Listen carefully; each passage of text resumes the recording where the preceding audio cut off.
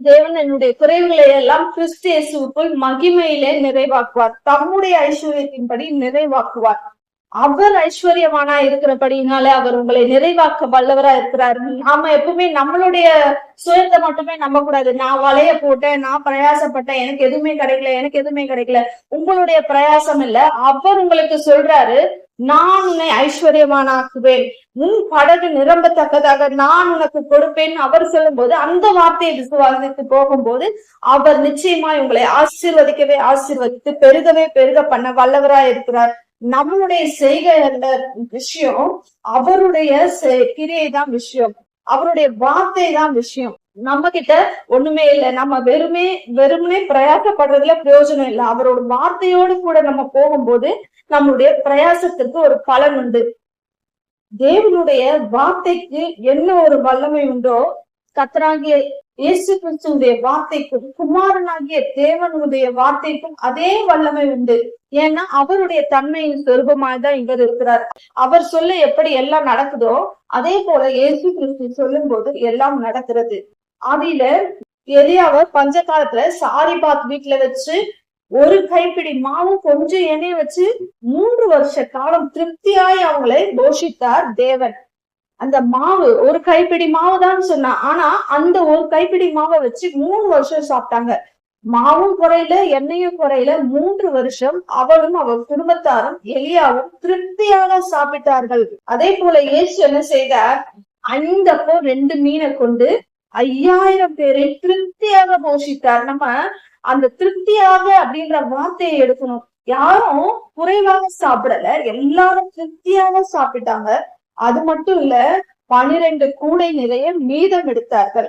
இன்றைக்கு உங்களுடைய வாழ்க்கையில நான் எவ்வளவுதான் சம்பாதிச்சாலும் எனக்கு போதல, பத்தல, குறைவாவே இருக்கு, பஞ்சமாவே இருக்கு, ஒரு கைப்பிடி மாவும் கொஞ்சம் எண்ணெயும் தான் இருக்கு, 5 அப்பம் 2 மீன் தான் இருக்கு, இதை வச்சு நான் எப்படி சமாளிக்க போறேன்னு தெரியல, இவ்வளவுதான் காசு என் கையில இருக்கு, இதை வச்சு நான் எப்படி சமாளிக்க போறேன்னு தெரியலன்னு கர்த்தர் உங்களை பார்த்து சொல்லுகிறார், அந்த கொஞ்சத்தை எனக்கு முதல்ல கொடு. ஃபர்ஸ்ட் யாருக்கு கொடுக்கணும்? கொஞ்சத்தை முதல்ல தேவனுக்கு கொடுக்கணும்.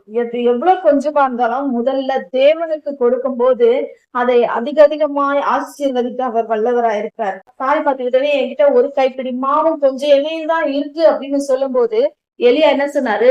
ஃபர்ஸ்ட் எனக்கு கொடு, எனக்கு ஒரு அடைய சுட்டு கொடு அப்படின்னு சொன்ன உடனே அவரும் விசுவாசத்தோட அதை செய்யறா. அதுக்கப்புறம் அவர் என்ன செய்யறாரு? அதை ஆசீர்வதிக்கிறார். இந்த மாவு குறைந்து போவதில்லை, எண்ணெய் செலவழிந்து போவதில்லைன்னு சொல்லி அதை ஆசீர்வதிக்கும் போது அதே போல 3 வருட காலம் அவர்கள் அதை திருப்தியாக சாப்பிடுகிறார்கள். அதே போல இன்றைக்கு நீங்கள் குறைவுள்ளவர்களா இருக்கலாம். நீங்க எவ்வளவு வருமானம் இருக்கோ அதுல இருந்து கொஞ்சம் எடுத்து தேவனுக்கு கொடுக்கும் போது தேவன் அதை ஆசீர்வதித்து, உங்களுடைய உத்தமத்தை பார்த்து அதை ஆசீர்வதித்து உங்களை பெருக செய்ய அவர் வல்லவரா இருக்கிறார். நீங்கள் குறைவுபட்டு போவதே இல்லை, மீதமே எடுப்பீங்க. அந்த மாதிரி உங்களை ஆசீர்வதிப்பார். இன்றைக்கு உங்க வாழ்க்கையில குறைவு இருக்குன்னு சொல்றீங்களா? அந்த குறைவே இல்லாம நீங்க திருப்தியா சாப்பிடுறது மட்டும் இல்லாம உங்களை சுற்றி இருக்கிறவருடைய குறைவுகளையும் நீங்கள் நிறைவாக்க வல்லவர்களாய் மாறுவீர்கள். அப்படிப்பட்ட தேவன், அவருடைய வார்த்தை உங்களுடைய வாழ்க்கையில செயல்படும். இப்படி இயேசு கிறிஸ்து தேவனுடைய கிரியைகளை எல்லாம் அவர் செய்கிறார். அவருடைய ரூபத்தை இவர் வெளிப்படுத்துகிறார். தேவனுக்கு சொரூபம் இல்லை, அதரிசனமான தேவனை இயேசு கிறிஸ்து தன்னுடைய சொரூபத்தில வெளிப்படுத்துகிறார். இன்றைக்கு இயேசு கிறிஸ்துவை போல நாமும் தேவனை விசுவாசிக்கும் போது நம்மளாலையும் அப்படிப்பட்ட கிரியைகளை செய்ய முடியும் அப்படின்னு சொல்லி கிறிஸ்து சொல்லுகிறார். அப்படிப்பட்ட கிரியைகளை மட்டும், நான் செய்யற கிரியைகளை மட்டும் இல்ல, அவைகளை காட்டிலும் பெரிய கிரியைகளையும் நீங்கள் செய்வீர்கள்னு சொல்லி இயேசு சொல்றாரு. அப்போ இன்றைக்கு அவரை விசுவாசிக்கும் பொழுது, யார? குமாரனாகிய கிறிஸ்துவை நம்ம விசுவாசிக்கும் பொழுது நாம அவருக்குள் புது சிருஷ்டியா இருக்கிறோம். இயேசு எப்படி பிதாவின் தன்மையின் சொரூபத்தை இந்த பூமியில இருக்கும்போது வெளிப்படுத்தினாரோ, நாம அவருக்குள்ள இருக்கும்போது நாமளும் கிறிஸ்துவின் தன்மைகளை வெளிப்படுத்துகிறவர்களாய் வாழ வேண்டும். கிறிஸ்துவின் சொரூபமாய் நம்ம இந்த பூமியில வாழ வேண்டும். கிறிஸ்துவை தரித்து கொண்டவர்களாய் நாம வாழ வேண்டும். கிறிஸ்துவுக்குள்ள நான் புது சிருஷ்டியா இருக்கிறேன்னும் போது அப்போ கிறிஸ்துவ தானே நான் வெளிப்படுத்தணும். யார வெளிப்படுத்தணும்? நம்ம கிறிஸ்துவை வெளிப்படுத்துகிறவர்களாய் கிறிஸ்துவின் சொரூபமாய் நம்ம இந்த பூமியில வாழ வேண்டும். அப்படி நம்ம கிறிஸ்துவின் சொரூபத்தை வெளிப்படுத்துகிறவர்களாய் வாழும்போது அவருடைய நாமம் பூமியிலே மகிமைப்படும். அவருடைய நாமம் மகிமைப்படும்படியாய் நாம் வாழ வேண்டும். கிறிஸ்துவை ஏற்றுக்கொண்டா மட்டும் போதாது, அவருடைய தன்மையின் சொரூபமாய் நாம வாழணும் அப்படின்ற ஒரு விருப்பம், ஒரு வாஞ்சை நமக்குள்ள இருக்கணும்.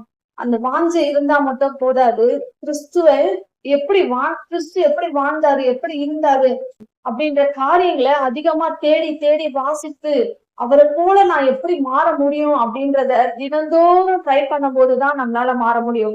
ஒரே நாள்ல அந்த காரியம் நடந்துடாது இல்லையா? ஒரே நாள்ல நான் கிறிஸ்துவ போல மாறிட்டேன் அப்படின்னு சொன்னா அது சும்மா, அது யாராலையும் செய்ய முடியாத காரியம். ஆனா நம்ம ஒவ்வொரு நாளும் அவரோட ஒரு ஐக்கியத்துல இருந்து ஜெபித்து ஜெபித்து அந்த வசனங்களை வாசித்து இயேசு கிறிஸ்துவை தியானிக்கும் பொழுது நம்மளால நிச்சயமா அதை செய்ய முடியும். ஒவ்வொரு நாளும் அது ஸ்டெப் பை ஸ்டெப்பா தான் செய்ய முடியுமே தவிர ஒரே நாள்ல நான் மாறிட்டேன் அப்படின்னு சொன்னா அது பொய்யாதான் இருக்கும். கர்த்தர் நல்லவர்,